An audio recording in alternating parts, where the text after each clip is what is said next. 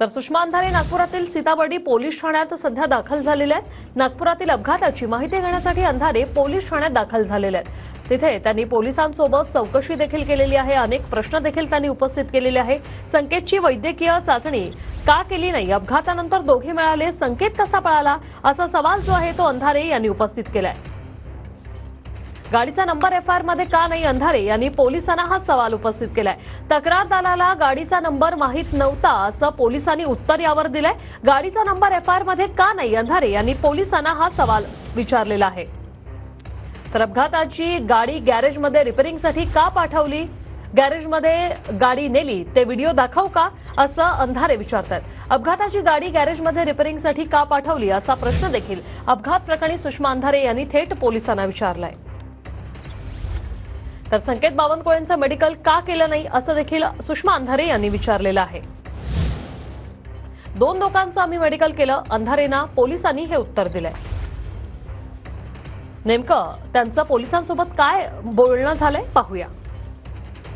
तीन गाड्या आहेत, एक फिर्यादीची गाडी आहे, नंतर मग जी समोर पोलो गाडी आहे, ॲक्टिवा गाडी आहे, दहिवले, तिन्ही गाड्यांचे आम्ही त्या साक्षीदारांचे बयान नोंदवले आले आहे। एक जखमी बाईक सवार मागे बसलेला होता मुलगा, त्याला सुद्धा हाताला खर्चेटलं होतं, त्या मेडिकल करण्यात आलेलं आहे।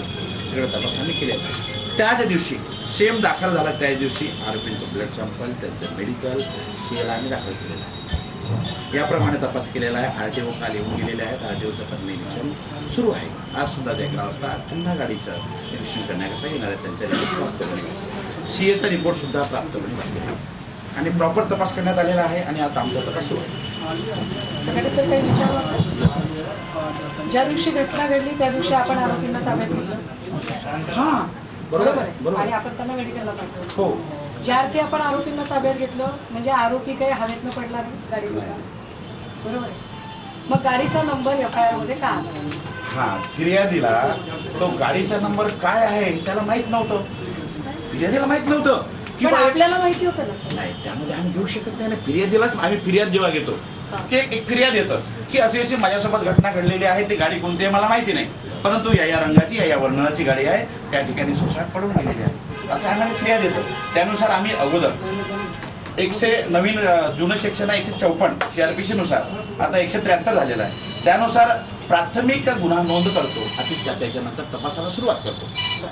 तो सुरुवात केली आणि तपासामध्ये जसं निष्पन्न झालं तर त्यानुसार पुढचा तपास आपला सुरू आणि मग आपल्याला निष्पन्न झालं की ती ऑडी आहे आणि ती ऑडी संकेत बावनकुळेंच्या नावावर आहे। आता एकदा जर आपण सांगितलं की ही गाडी ऑडी आहे आणि ती संकेत बावनकुळेंच्या नावावर आहे, आपण स्पॉट पंचनामा केला केला। आता सर स्पॉट पंचनामा केला, गाडी आपल्याला कळली, सगळं झालं।